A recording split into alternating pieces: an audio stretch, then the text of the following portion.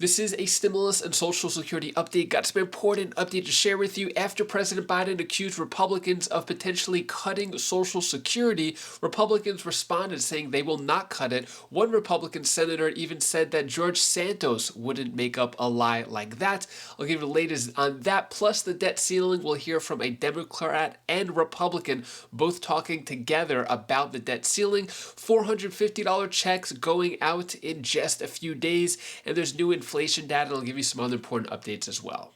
Hope you're having a fantastic Friday. If you appreciate the fact-based, fast-paced updates, hit the like button down below and subscribe to the channel for more daily, straight-to-the-point updates on matters that financially matter to you. So, key Fed inflation measure eased in December while consumer spending also declined. So we got some new inflation data just coming out. Core PCE inflation, the Fed's preferred measure, rose 4.4% from a year ago, its smallest annual increase since October 2021. And consumer spending, however, dropped 0.2%, pointing to an economy that was grinding to a halt as of 2022 close. And personal income increased 0.2% for the month. So those are the latest things. Really not much has changed there. Nothing to break the bank. And then new direct payments of $450 to be mailed to 880,000 Americans in days. This is going on in Maine, the state of Maine. So direct payments worth $450 are part of the Emergency Winter Energy Relief Plan recently signed by Maine Governor Janet Mills. So yeah, the Energy Relief Plan, so basically helping out with heating assistance, and it looks like $450 checks are going out for the short-term emergency heating emergency. So yeah, that's going on in Maine. And then Biden saying, I won't let GOP use debt ceiling as a bargaining chip. President Biden also accusing the GOP of potentially slashing and cutting Medicare and Social Security as part of the debate for the debt ceiling. What President Biden said here is if Republicans want to work together on real solutions and continue to grow manufacturing jobs, build the strongest economy in the world, and make sure Americans are paid a fair wage, I'm ready. But I will not let anyone use the full faith and credit of the United States as a bargaining chip. So, along with this, President Biden, as well as other Democrats, it's been going on in the news, basically accusing Republicans of cutting Social Security. A lot of accusations, but Republicans are clapping back and responding, saying, for example, Kevin McCarthy, new Speaker of the House, saying we won't touch Medicare or Social Security.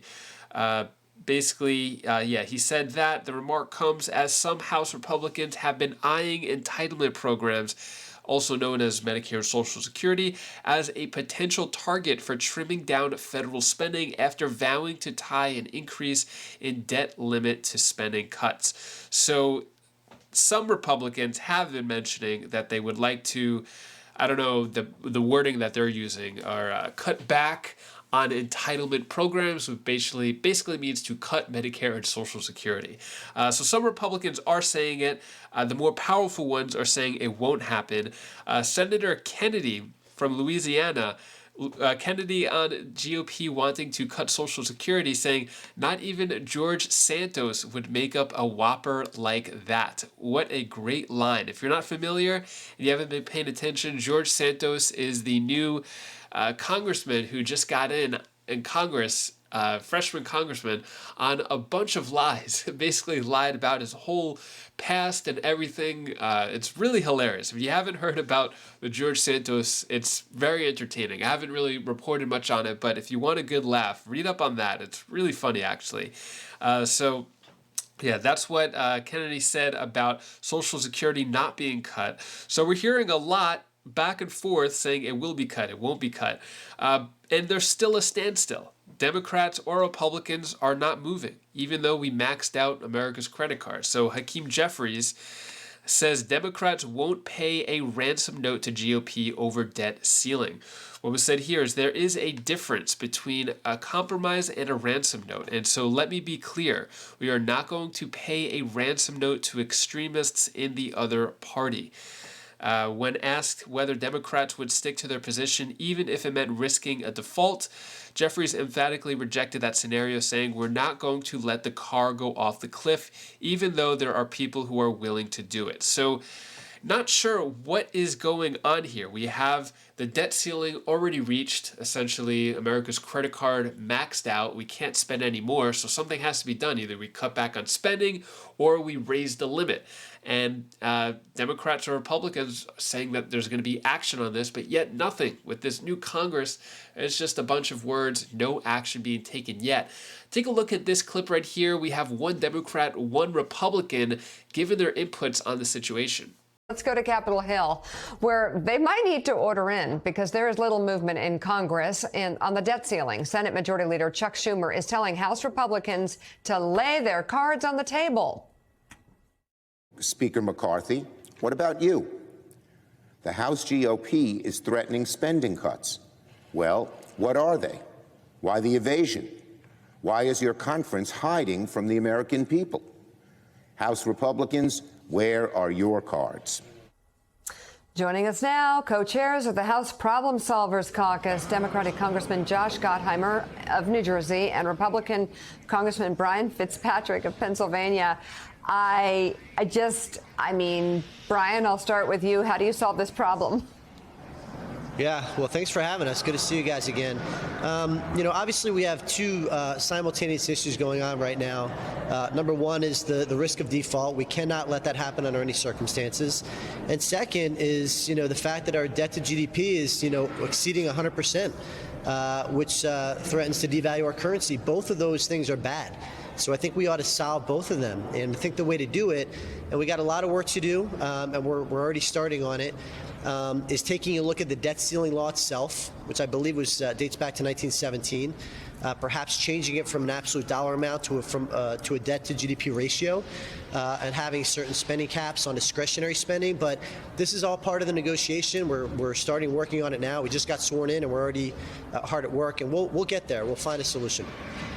So I guess the same question for Representative Gottheimer, but isn't the problem not you? These sounds like really like a good start, but aren't there fairly extreme members of one party that are going to keep anything productive from happening to happen?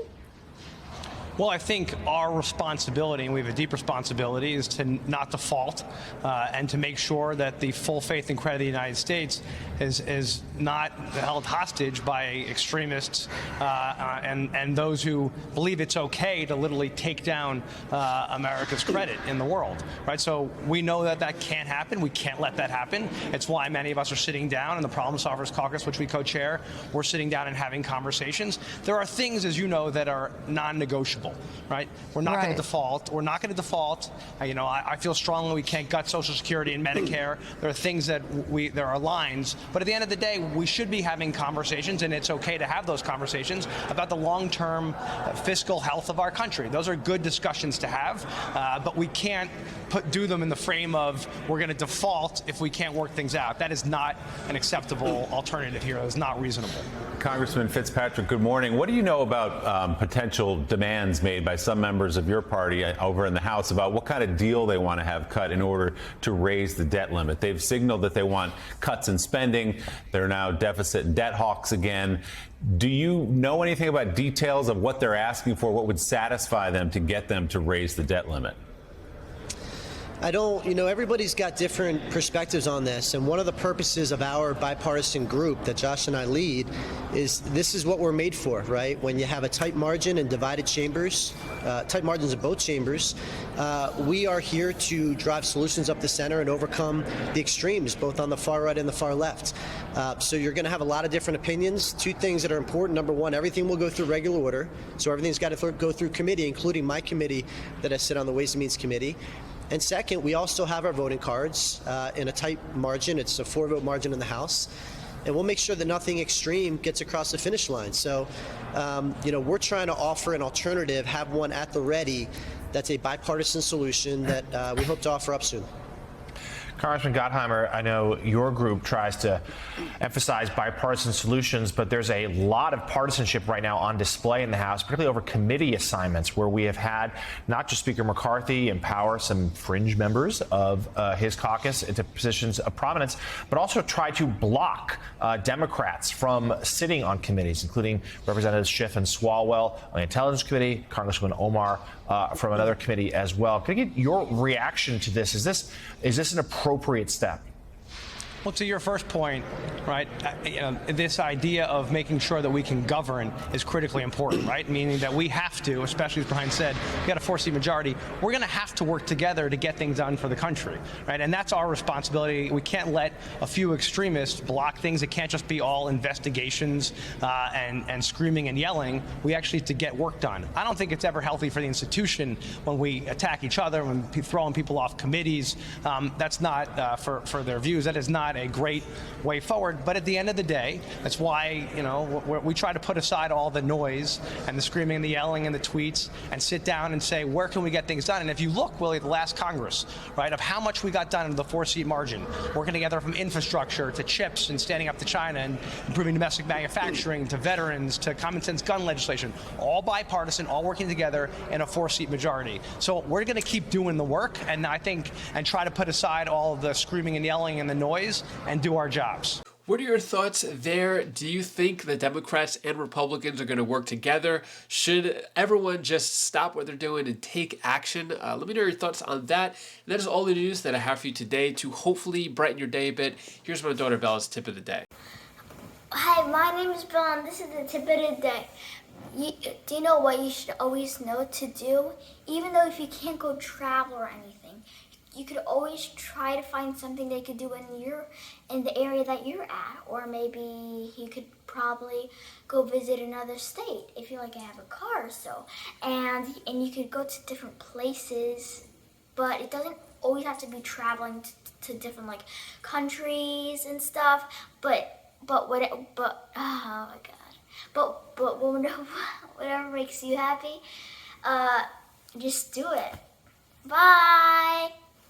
Thank you so much for watching. Appreciate all of your support. Hopefully you have a great rest of your day and a great weekend. If you like how I got straight to the point, let you know what was going on, no fluff, no rambling, hit the like button and subscribe to the channel. And if you want to check out any of my other videos, you can click right up here, and I'll see you in the next video. Take care, be safe. Thank you for watching.